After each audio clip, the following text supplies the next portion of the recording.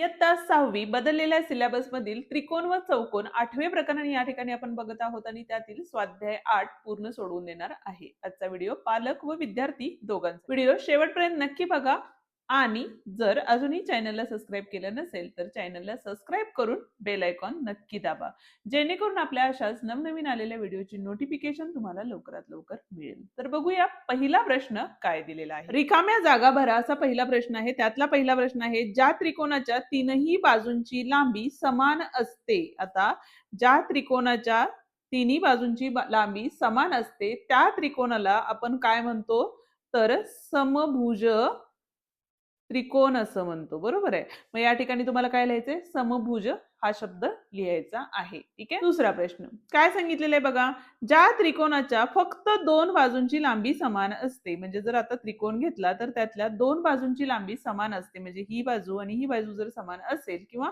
कुठल्याही दोन बाजू जर समान असतील तर अशा त्रिकोणाला आपण काय म्हणतो, तर समद्विभुज त्रिकोण असं म्हणणार आहे. ठीक आहे.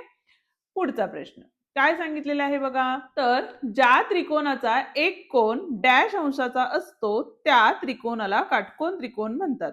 किती अंशाचा असणार आहे कोन, तर 90 अंशाचा जो कोन असेल, म्हणजे ज्या त्रिकोणामध्ये एक कोन हा 90 अंशाचा असतो त्यालाच आपण काय म्हणतो, काटकोन त्रिकोण असं म्हणतो. ठीक आहे. त्रिकोण त्रिकोणाचे प्रकार हे जर तुम्हाला माहिती नसेल तर त्याच्यावरती एक सेपरेट व्हिडिओ आपण डिटेलमध्ये बनवलेला आहे, तो तुम्ही बघू शकता. चौथा प्रश्न काय आहे बघा, तर चौकोनाच्या सम्मुख कोनांचे शिरोबिंदू जोडणाऱ्या रेषाखंडांना चौकोनाचे काय म्हणतात, कर्ण असे म्हणतात. म्हणजे बघा, हा जर एखादा कोणताही चौकोन आपण या ठिकाणी घेतला, काय सांगितलेलं आहे, सम्मुख कोनाचे शिरोबिंदू, सम्मुख कोनाचे हे शिरोबिंदू जर आपण जोडले तर ह्या ज्या दोन रेषा तयार होतात त्यांना आपण काय म्हणतो, तर कर्ण असे म्हणतो. ठीक आहे.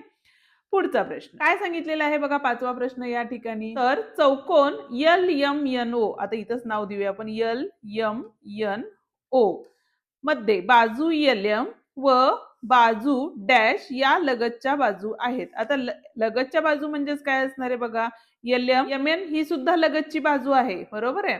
आणि त्याच पद्धतीने LMच्या जवळची दुसरी बाजू कुठली आहे, तर LO ही सुद्धा बाजू आहे. म्हणजे हे किंवा ही बाजू असणार आहे. ठीक आहे. पुढचा म्हणजे दुसरा प्रश्न काय दिलेला आहे बघा या ठिकाणी, सत्य की असत्य ते लिहा असं आपल्याला सांगितलेलं आहे. ठीक आहे. त्यातला पहिला प्रश्न, एका त्रिकोणात दोन काटकोन असू शकतात. असणार आहेत का, तर एका त्रिकोणात एकच काटकोन असतो. जसं की आता आकृतीचा जर विचार केला तर या ठिकाणी फक्त एकच काटकोन असतो. त्यामुळं पहिलं विधान हे काय आहे, असत्य आहे. ठीक आहे.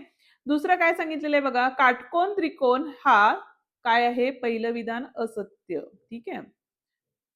दुसरं विधान काय सांगितलेलं आहे, काटकोन त्रिकोण हा समद्विभुज त्रिकोण असू शकतो. हो, हे विधान सत्य आहे, कारण पाय आणि उंची या दोघांची लांबी समान असू शकते आणि त्याला आपण समद्विभुज काटकोन त्रिकोण असं म्हणू शकतो. ठीक आहे.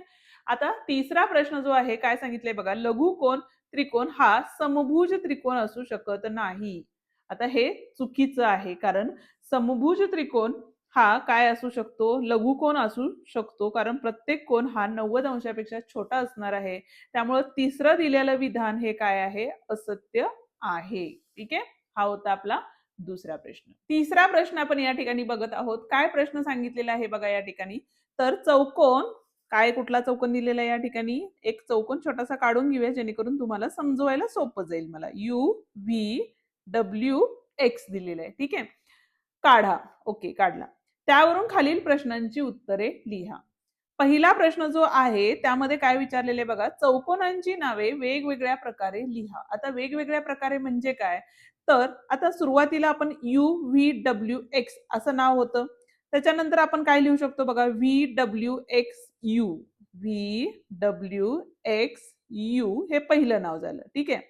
अजून काय असू शकतं बघा, तर इथं व्ही पासून, डब्ल्यू पासून स्टार्ट करूया. म्हणजे इथं बघा, WXUV.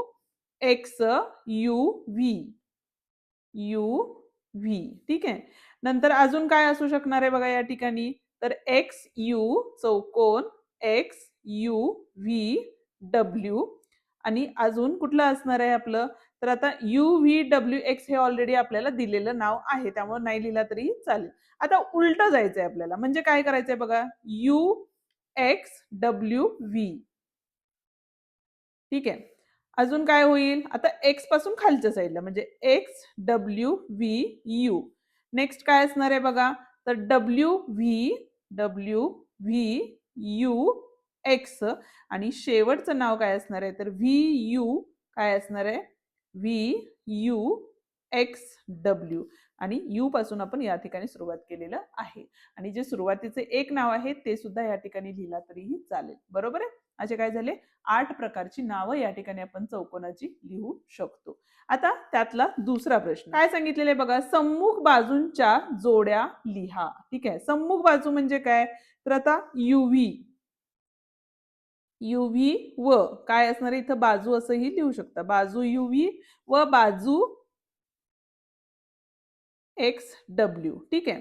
अजून काय असणार आहे, व किंवा इथं ऑब्लिक टाका आणि दुसरं काय असणार आहे बघा, तर बाजू यू एक्स व बाजू काय असणार आहे आपली व्ही डब्ल्यू, ही दुसरी बाजू असणार आहे. ठीक आहे, म्हणजे या दोन्ही सम्मुख बाजू आहेत आणि या दोन्ही सुद्धा सम्मुख बाजू आहेत. ठीक आहे.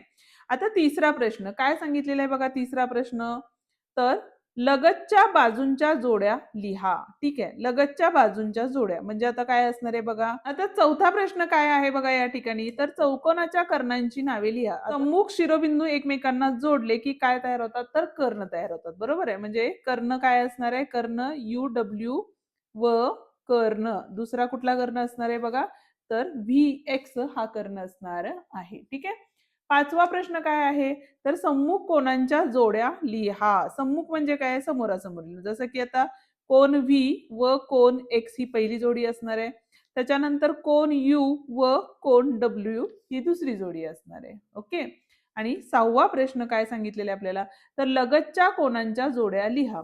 म्हणजे काय असणार आहे बघा, यू व व्ही ही पहिली जोडी, नंतरची व्ही व डब्ल्यू, कारण ह्याला सलग असणारी जोडी कुठली आहे, युव्ही, व्ही ला डब्ल्यू. बरोबर आहे, व्ही ला व्ही व डब्ल्यू हे ऑलरेडी लिहिलेले आहे, आणि डब्ल्यू ला एक्स आहे. बरोबर आहे, आणि कोण एक्स ला एक्स व काय आहे या ठिकाणी, तर यू आहे. ठीक आहे, म्हणजे ह्या काय झाल्या आपल्या सलग जोड्या आलेल्या आहेत. ओके, हा होता आपला तिसरा प्रश्न. जाऊया आता चौथ्या प्रश्नाकडे, पण त्याआधी अजूनही व्हिडिओला लाईक केलं नसेल तर व्हिडिओला लाईक करा, हाईप द्या आणि तुमच्या मित्रांना आपला व्हिडिओ नक्की शेअर करा. आता पुढचा जो चौथा प्रश्न आहे काय सांगितलेले बघा, खालील आकृतीतील त्रिकोणांची संख्या किती असं विचारलेलं आहे. आता काय काम करायचंय बघा, इथं पहिली जी आकृती दिलेली आहे त्यामध्ये जर त्रिकोण बघितले तर इथला 1 आणि इथला 2, मग इथं आपण असं करू शकतो 1 अधिक 2 म्हणजे एकूण त्रिकोणांची संख्या ही किती आहे, 3 आहे. ठीक आहे.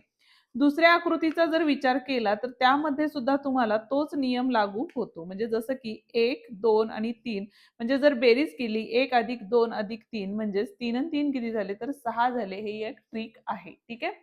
आता तिसऱ्या आकृतीचा जर विचार केला तर या ठिकाणी बघा ही दिलेली आकृती आहे आपल्याला, यामध्ये बघितले तर 1 2 आणि 3 भाग आहेत, म्हणून 1 अधिक 2 अधिक 3 हे करायचे, आणि जे दोन भाग केलेले आहेत उभे म्हणजे हा 1 आणि हा 2, म्हणजेच एकूण भाग किती केलेले आहेत, तर 2 केलेले आहेत, म्हणजे 3 आणि 3 6 गुणिले 2 म्हणजे या आकृतीमध्ये एकूण 12 त्रिकोण असणार आहेत. ठीक आहे.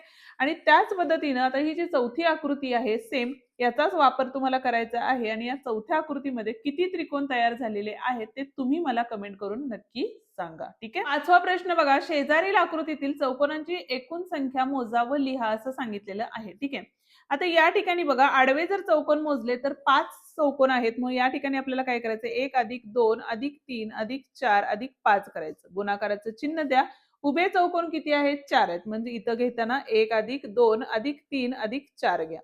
पहिल्यांदा बेरीज करा, 5 आणि 4 9 झाले, 9 आणि 3 12 झाले, 12 आणि 2 14 आणि 1 15 झाले. ठीक आहे. गुणिले 4 आणि 3 7 8 9 आणि 1 10 झाले, आणि 15 आणि 10 किती होतात, तर 150 होतात. म्हणजे या पूर्ण चौकोनांची चौकोन आहेत ते किती आहेत, एकूण 150 चौकोन आहेत. या ठिकाणी आपला हा व्हिडिओ संपतो. आजचा व्हिडिओ तुम्हाला कसा वाटला ते कमेंट करून नक्की सांगा. व्हिडिओ आवडला असेल तर व्हिडिओला लाईक शेअर आणि कमेंट करायला विसरू नका. आणि त्याचप्रमाणे जर चॅनलवर नवीन आणि पहिल्यांदाच असाल चॅनलला सबस्क्राईब करून बेल आयकॉन नक्की दाबा. आणि पुढच्या व्हिडिओमध्ये आपण समीकरणे 9वे प्रकरण बघणार आहोत. जर या आधीचे प्रकरण तुम्हाला बघायचे असतील तर त्याची लिंक खाली डिस्क्रिप्शन मध्ये दिलेली आहे, तुम्ही बघू शकता. धन्यवाद.